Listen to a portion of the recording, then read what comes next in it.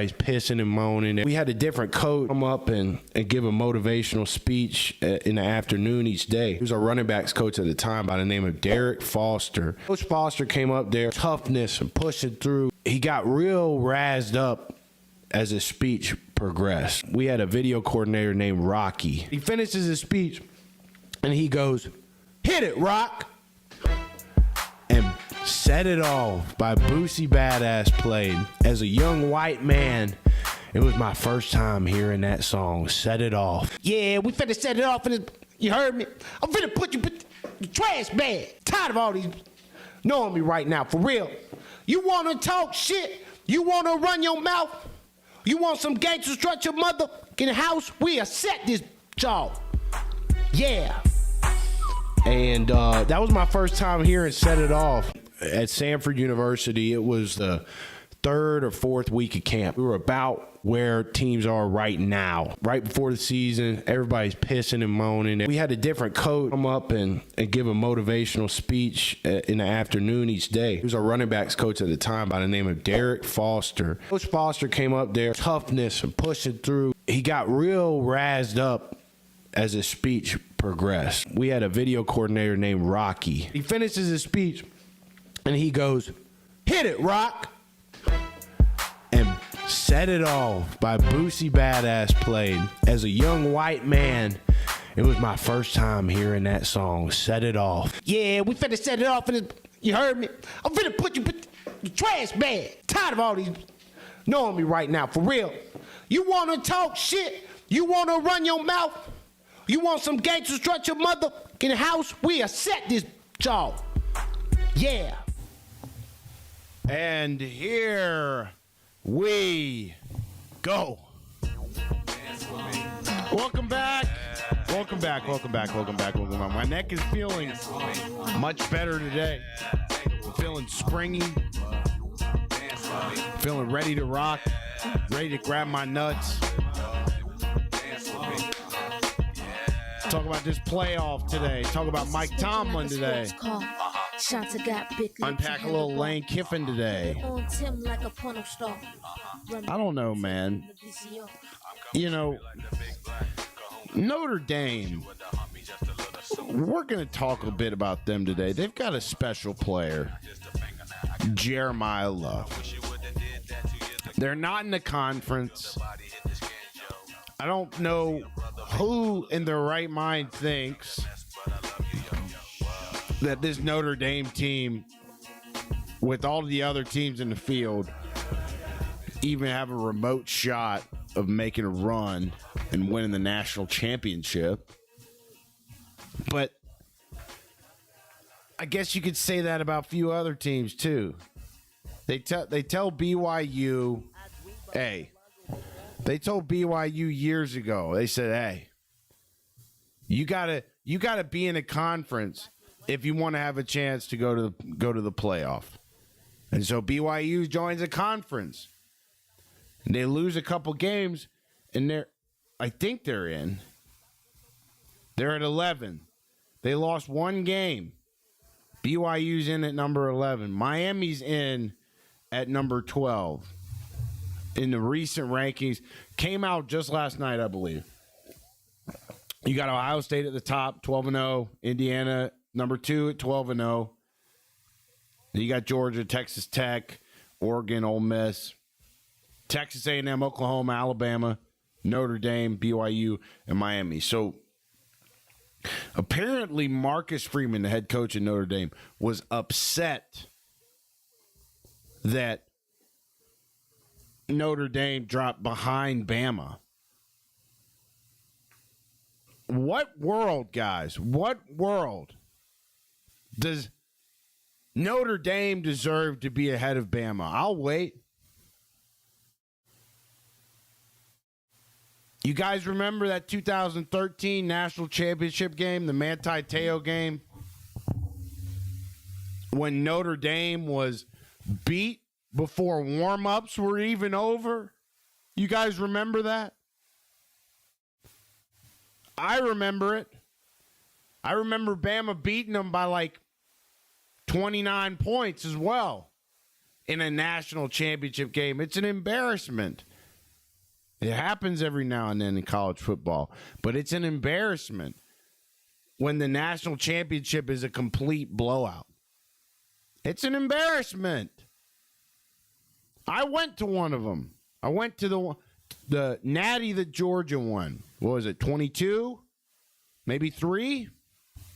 In Los Angeles? Listen, man, the whole reason I got to go to this game was because my second cousin is a TCU alum, and he loves the Horned Frogs. And he invited me to go to the national championship game with him in Los Angeles. He covered my ticket.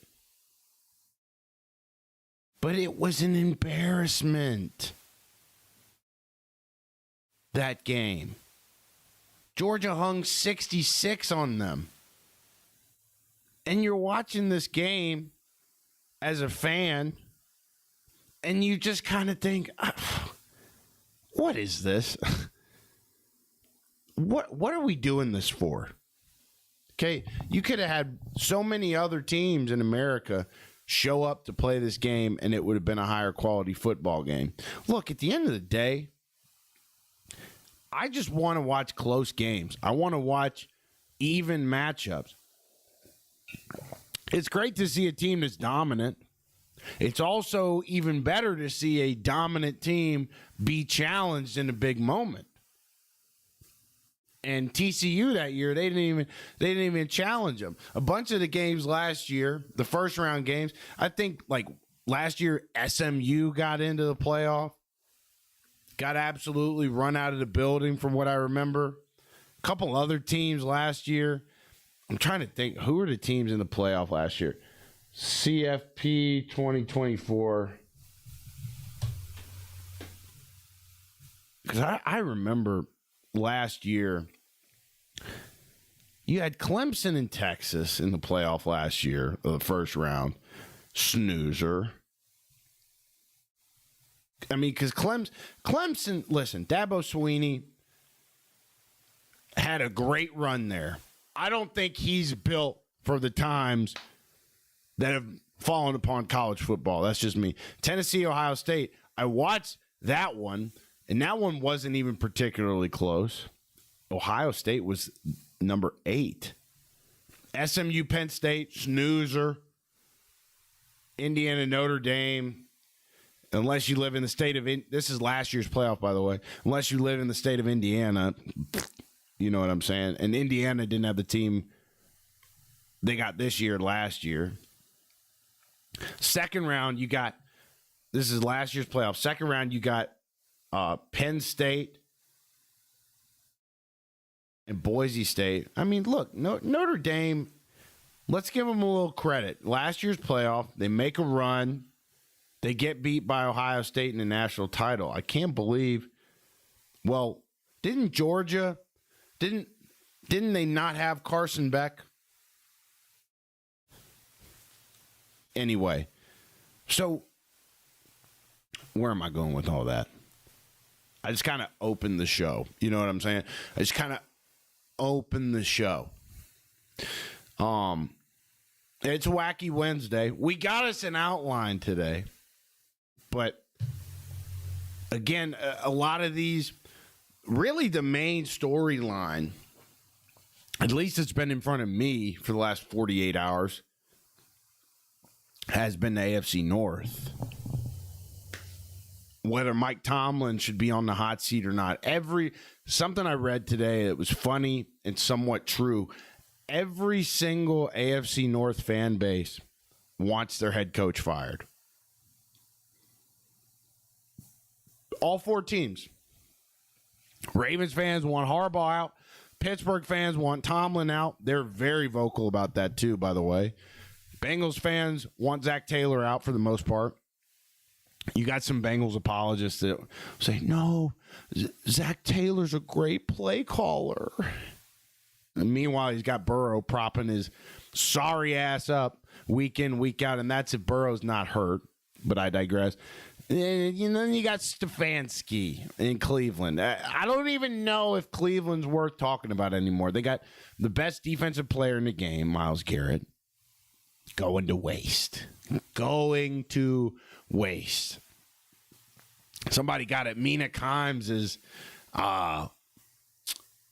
Twitter today. There's a Bengals fan, and because Mina Kimes said that Myles Garrett deserves DPOY. I doubt she said MVP. God forbid a defensive player win MVP, by the way. God forbid it, right? The Bengals fan goes at Mina Kimes because she's saying today that Myles Garrett should be D Player of the Year. And last year, apparently, because the Bengals weren't winning, Trey Hendrickson didn't deserve that award in her eyes. That's what this Bengals fan was saying on Twitter today. Very interesting. Mike Tomlin got to be on the hot seat. This is what's been talked about this morning. Pittsburgh Steelers have gone 9 years without a win in the playoffs. This has definitely become a drought of sorts. Never happened in Steelers history before, by the way, that they've gone 9 years without winning a playoff game. Mike Tomlin is getting heat from the national media now, like I mentioned, it seems. I remember back to the Thursday night game, I don't know how many weeks ago it was. Let's rehash the Bengals schedule here. They beat Cleveland open the year. They beat Jacksonville week 2. Burrow's gone. They get their ass kicked by the Vikings week 3. Get their ass kicked by the Broncos week 4. Ass kicked by the Lions week 5. Lose to the Packers in week 6. That was Flacco's first game. And then week 7 it was when Pittsburgh played Cincinnati on Thursday night. Cincinnati won that game. Flacco balled out. I remember seeing Steelers fans after that week 7 Thursday night game calling for Tomlin's job. And I believe I saw fans with their Twitter names saying fire Mike Tomlin even before that. So I think the Steelers fan base has wanted this for a long time. Obviously, things like this develop within the fan community first, the local grassroots people first, and then it makes its way to the national media. For Mike Tomlin, it seems like it's gotten to the national scale. So we're going to talk about it as well. Apparently, James Harrison, Debo, just bashed him on his podcast. Ben Roethlisberger, I saw on ESPN.com, said something too, that Tomlin needs to leave and take the Penn State job. And that's another thing that I've been reading about in my preparation for today's show. The Penn State job was the first one to come open, and they have not moved quickly on any of these head coaching candidates at all. And before the college football playoff even starts, it seems that the coaching market has already dried up. Kentucky hired a new head coach, Will Stein, OC from Oregon. University of South Florida. We're getting to that point where programs like University of South Florida are picking up the scraps from the coaching market. I saw a head coaching gig for the University of Alabama at Birmingham, the Blazers, UAB. It was a real-life job listing that UAB posted on LinkedIn for their head coaching position.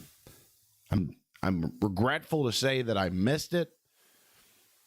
But if an official from UAB happens to ever see this show, consider this my application to come and coach these guys, because we'll get them juiced up. We'll get them riled up. We're going to pump them full of steroids and smelling salts, and we're going to play I formation every play. We're going to be a heavy fullback team. We're going to be all about the team. And if anybody wants to be about me, how much NIL money am I making? You guys going to give me some bitches on my official visit? It's about the damn team. I don't want to hear it. My neck feels better, but I just flared it up, boy. Golly. Now my Mac battery's low. What are we going to do today, boys? What are we going to do? I'm literally in my head right now trying to figure out. This is why we need a production crew. This is why you got to subscribe to the channel if you're watching and you're not subbed, because we got to start generating some revenue so that I can hire a guy to plug my motherfucking laptop in. You understand me? This is a one-man show that we show up to every day, and we love doing it. We love it. We'll keep doing it regardless of if you subscribe or not. But I'm going to segue my plugging in my laptop. I'm pretty sure my phone, which is my camera for the show, is also pretty low on battery. So we're going to try and figure this out here real quick.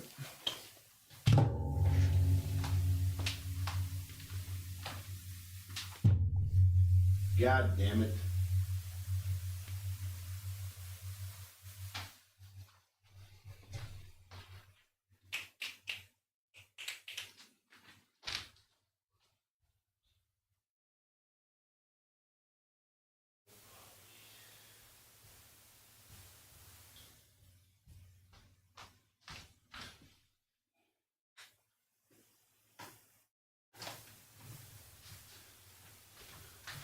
See if this does the job.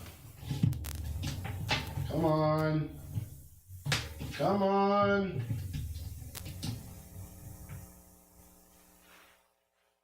Come on. Damn it. Try this. This is embarrassing. Nope.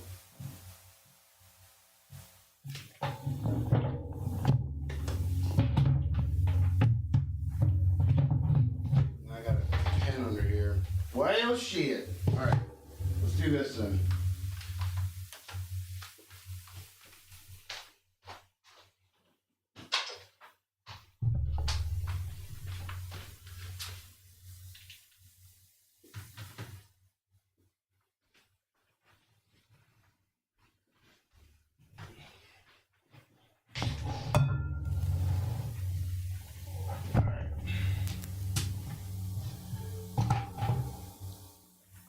All right, well, ladies and gentlemen, I could not find a charger for my phone, so we're probably going to have a shorter show today.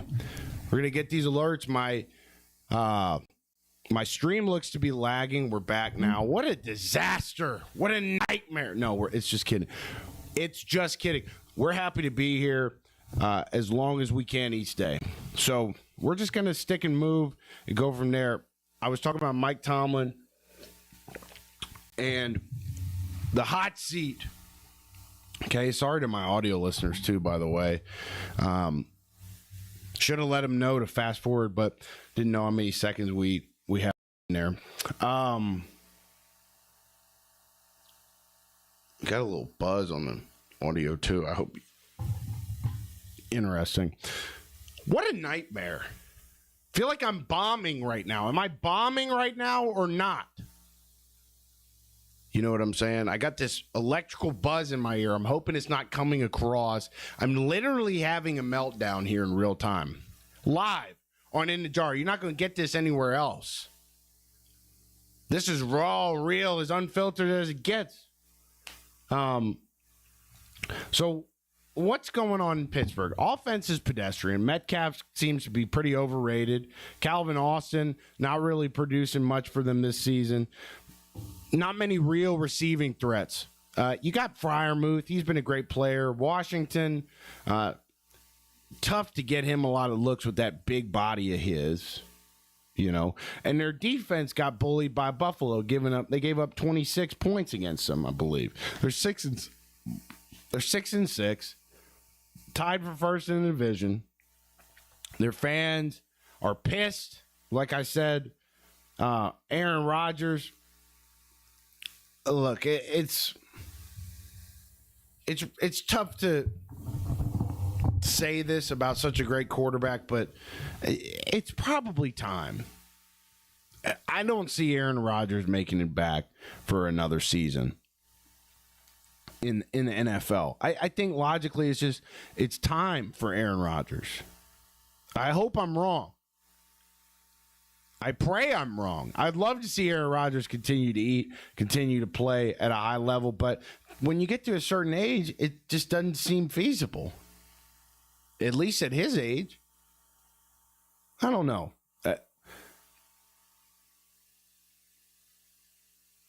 And it might not be that he is the problem necessarily, but some people are saying that his body language isn't what it should be.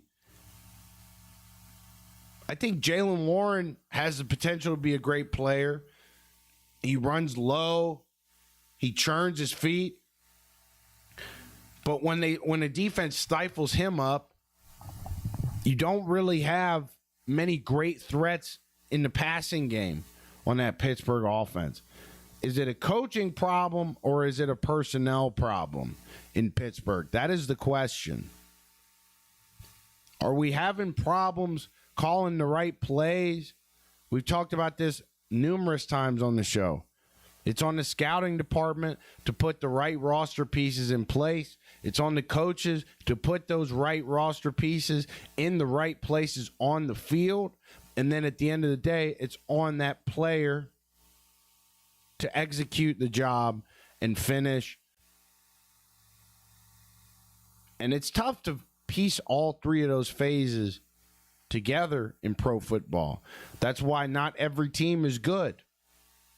At some point in that operation, there's a bottleneck with unsuccessful teams. There's very few teams where that fires on all cylinders. And so the reason we all speculate so heavily on this is because if we are not in their facility, in their offensive meetings, in their position group meetings, and come to understand the scheme of each team week to week with their game plan and the play calls they're putting together, especially offensively, then we can't know for certain if the coaching staff is utilizing the roster pieces as effectively as they can with the play calling. We just can't know. That's why PFF grades are bullshit. Because how can someone at PFF know exactly what this player's assignment was on this particular play? You can't unless you were sitting in that meeting room with them all week. And of course, they're not going to let you sit in on that and then leak the game plan to the other team. It's football. It's war. How are we to speculate on where the spear guy in a war on the front line has been instructed to stab somebody? You know, because if they go out there on the battlefield, I don't mean to be graphic, but if you're talking about war is very similar to a football game, by the way. If you think about game planning it, if you think about scouting your opponent, it's very similar. So if the spear guy on the front line of an ancient war, let's say you're able to break down the film of that guy at war, and he stabs somebody in the gut on the front lines, and you look at that film, this ancient film of a war, let's say you got the stomach to watch all that gore. I wouldn't. And you say, oh, that spear guy had a nice little punch there to start the battle. Got him right in the gut. That way, he must have done his assignment. But in reality, these guys on the battlefield game planning for the battle beforehand, we're saying you have to stab these guys in the chest. Only the guys that are fighting in the war know that the assignment is actually to take your spear and pop the other guy across from you in the chest. But to somebody who wasn't in those meetings, prior to the war. You're watching this hypothetical ancient war. Maybe you're watching film from it, and you're watching these frontline spear guys stab somebody in the gut. You might think, oh, he did his assignment. He messed that guy up. When in reality, what was being talked about with their squad behind closed doors, the assignment ends up being much different. So maybe that gives you an idea of why PFF grades are crap and why really we can't say for certain when we're talking about NFL teams that the play calling is bad. Because we don't know what these guys are we don't know if it's on the players not executing in spots and that's why the plays aren't working, or whether or missing assignments. You know, we don't know for a fact if a player missed his assignment. We can't unless we were in the meeting room game planning with the team that week, which would never happen. Nathan, nothing but Irish. Oh, he's a Notre Dame fan. Damn, dude. Notre Dame's not better than Ole Miss, dude. Notre Dame lost to Miami. Notre Dame lost to A&M.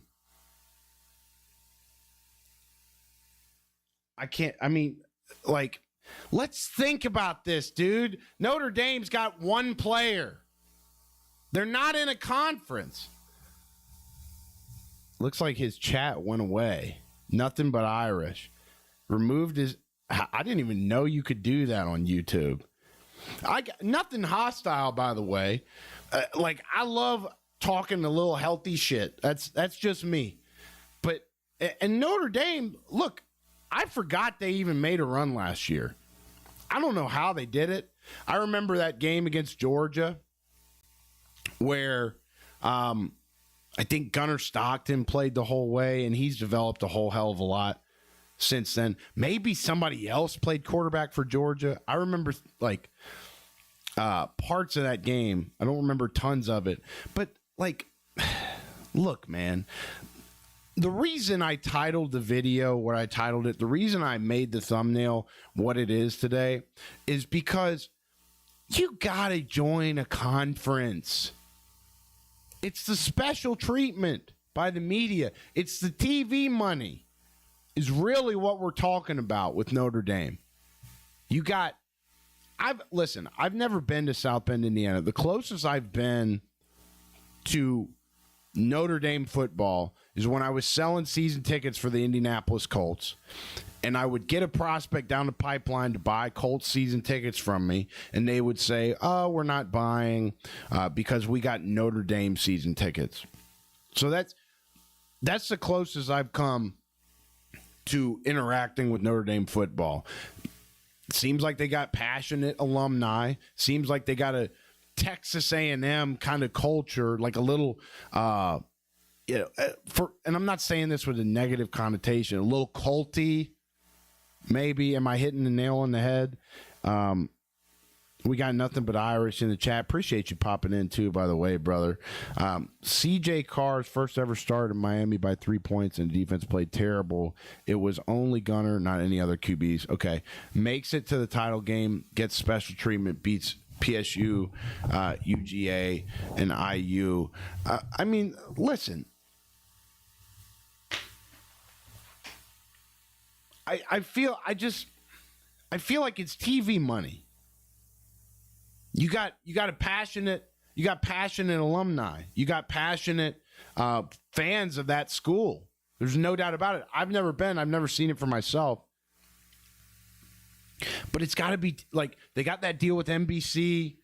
Like there's got like look, all I'm saying, guys, is BYU was told if they wanted a chance to get into the playoff a couple years ago, if they wanted a chance, they got to join a conference. And I know BYU's not Notre Dame with the tradition, with the Rudy shit. I get BYU's not Notre Dame, but what I am saying is that if you're going to tell one school that you got to be in a conference to have a chance, why would you not tell another school the same thing? And Notre Dame might be different. There might be an air about them. And I think that kind of rubs people the wrong way. Like, is Notre Dame just by default above everybody else because they don't have to join a conference? Like, if you put Notre Dame through an SEC schedule, and this is probably going to piss my buddy here in the chat off, who's a Notre Dame fan. If you put Notre Dame in the SEC, realistically, how many games do they win? In terms of personnel, I can guarantee they're not better than Ole Miss, dude. I can guarantee it. Because you just don't have the same kind of recruits in that area. I think that's pretty obvious. Does Notre Dame make a run again? If they do, I will eat my words. You could crucify me. You can hang me at the stake. You can come back in the chat and bully me for every show for the rest of ever. But I just don't think Notre Dame makes a run this year. I just don't think there's any way.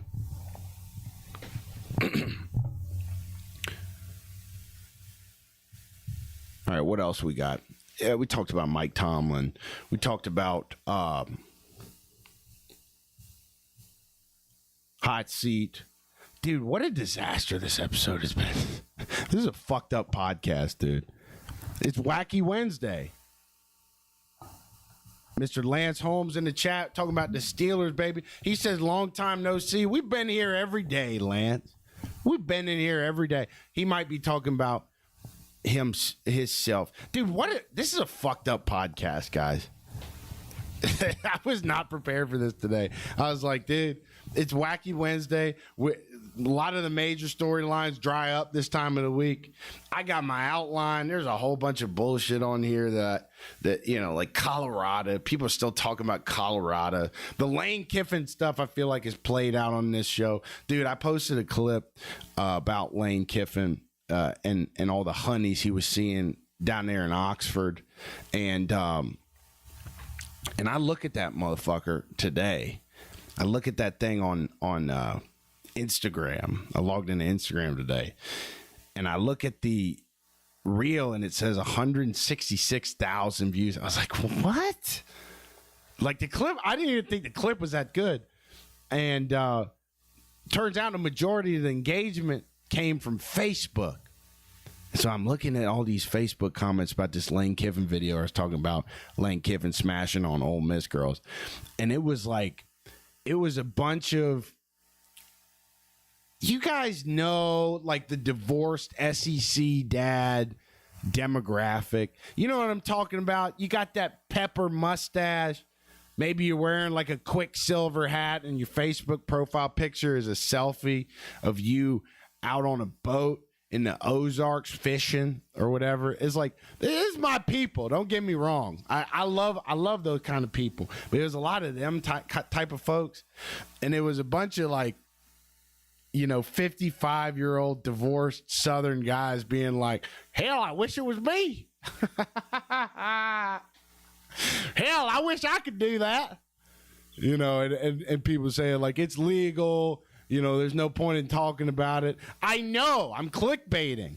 No, I shouldn't say that. We try to add real value on this show. But a couple extra views on a reel here and there don't hurt. So I posted the reel talking about Lane Kiffin smashing on Ole Miss girls and all these middle-aged Southerners. The SEC community. It's very special. It's very special. And then I had a couple like Southern women, mid-50s on Facebook, commenting and saying, well, I think Lane's handsome. I'm 40, but I think he's handsome. I'm probably not his type. Oh, shit. And then I got called Timu Theo Vaughn. That was fucked up. People think I try to talk like Theo Vaughn. I think it's just the natural flow. You know? Anyway, I get those comments a lot. Anytime a clip from this show goes, I get a couple of those comments. Why is he trying to talk like Theo Vaughn? I'm not trying. I'm not trying. He just stole my whole fucking flow. Word for word, bar for bar. Anybody who catches that reference is a goat. It's Soulja Boy on Breakfast Club. Drake?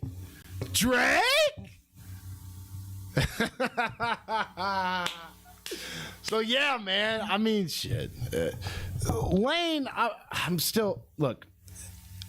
Again, I see the ESPN reporters taking the angle of it's a college football scheduling problem, and that is true. That is true, but it is a lazy take. Lane was caught lying so many different times. In the last 24 hours, you're seeing members of Ole Miss football. They've got a leadership council, like the best players, the captains or something. And if you look at Lane's departure note, announcing on Twitter he was going to LSU, is taking the LSU job, you'll notice he said that members of the team vouched hard for him to stick around to coach the playoff. And in the last 24 hours, you've seen some of their best players. Yeah, an offensive line. I can't remember the guy's name. There's a linebacker named like Suntarine or something. 3 or 4 guys quote tweet Lane and say that's not true. You heard reports of guys coming out of the facility and screaming about the Golding era, all this. It's a really bad situation, man. And the worst thing Lane could have done was what he did. This guy easily could have said to LSU, said to Florida. Apparently Florida State tried to sneakily court Lane Kiffin. By the way, I read that this morning. The best and also the easiest thing that Lane could have done was reach back out to these schools when they first initially reached out to him. Who knows how long ago each of these schools initially reached out to Lane Kiffin, by the way. He could have easily said to them, look, I really appreciate your interest, and I'd be happy to talk with you guys after I finish the job with this team. See, this Lane Kiffin situation represents everything that I detest about college football today. And I don't know how we're going to change it. It's all about me. Me! What about the damn team? What about the damn team? Left you guys high and dry.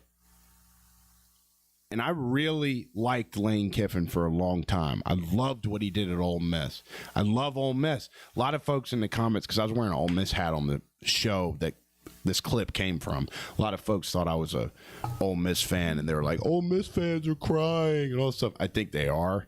And I want Ole Miss to do well. Everyone in my family goes to Ole Miss. I feel like Ole Miss is like a spiritual honorary program that I what the fuck am I saying? This is a fucked up podcast, guys. My phone's on 5%. We're going to have to wrap it up soon. I mean, golly. Nothing but Irish hanging in here, man, even after I kind of dumped on Notre Dame. I appreciate you watching, hanging in here, brother.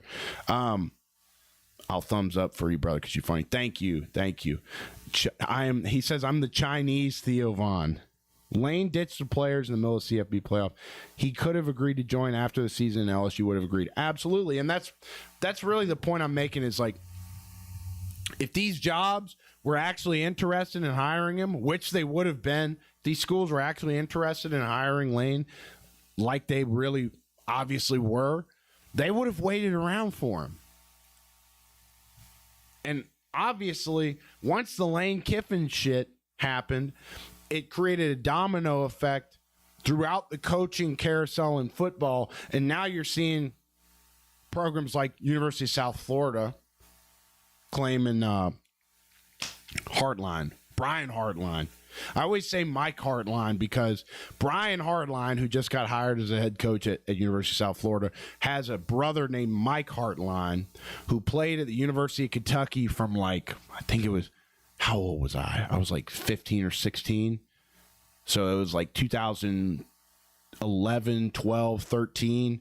The quarterback for Kentucky was Mike Hartline, Brian Hartline's brother. So I'm always tempted to call Brian Mike. But anyways, University of South Florida, they're hiring their coach. And now you got programs like Penn State in complete flux. They fire their guy first, and they feel like they're a premier program, this type. I can't, I fall asleep watching Penn State. When is Penn State, if you're talking about championship contention, I'm talking national championship. When has Penn State ever been in the conversation? I'm sorry. I'm an SEC supremacist. I know we got some new folks in the chat today on the show. This has been a fucked up podcast, by the way. If this is your first impression of the show, I apologize.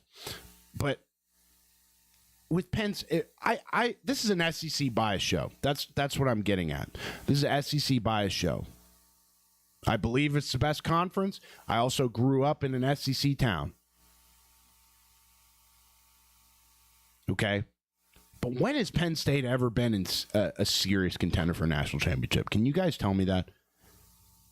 When's the last... They made it to the semifinal last year. When's the last time they made it to a national title game? And they feel like they're a white-collar program. Dude, now they can't even find a coach because they took too long to act. They fire their guy first. They're probably going to hire their guy last. I feel like they banked on a bunch of candidates that have taken jobs somewhere else. No head coaches seem to want to touch the Penn State job right now. I don't know what the deal is with that. The donors, maybe it's the way the donors pushed James Franklin out as fast as they did. Yeah, Spencer said, bro, you good? I don't know. My phone's on 5%. I'm going to have to cut the show here in a second. It's fucked up. This podcast is... I was scrolling all day. No, I wasn't. I was scrolling for an hour today. Total. And my phone battery went down. And I don't have... Look, man, I'm trying to get it how I can, man. I got one charger in this room. It's either the laptop or the phone, and both were low on battery. It's fucked up, guys. It's messed up, but we're good. We're good. We got here today, and we're at about 42 minutes, actually. It's longer than a lot of episodes we've been doing the last couple weeks. Because I've been late. But we've showed up every single day for you guys. And I love doing it. But I am going to have to sign off here. Didn't really get to any big points, any big macro tie-togethers today. Trump calls it the weave. I like to weave back in. You got to do this. This is you automatically have an above-average Trump impression if you go like this with your hands. That's it. I'm making a point here. You know what I'm saying? So, yeah, fucked up podcast we have today. But, you know what I'm saying? We're good, man. We're here.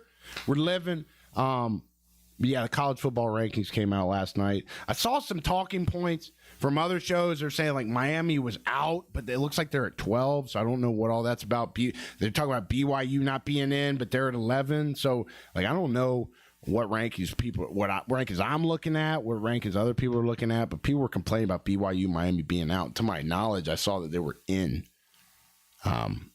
So we'll continue to monitor the situation with the playoff, with the AFC North, the most polarizing division of football. It also happens to be my team, the Cincinnati Bengals division, and a lot of media people are coming around to the idea that the Bengals can make a run in the playoffs. I'm hoping my phone doesn't die as I'm in the middle of a sentence here. I feel like I've got more to talk about now that we have to get off.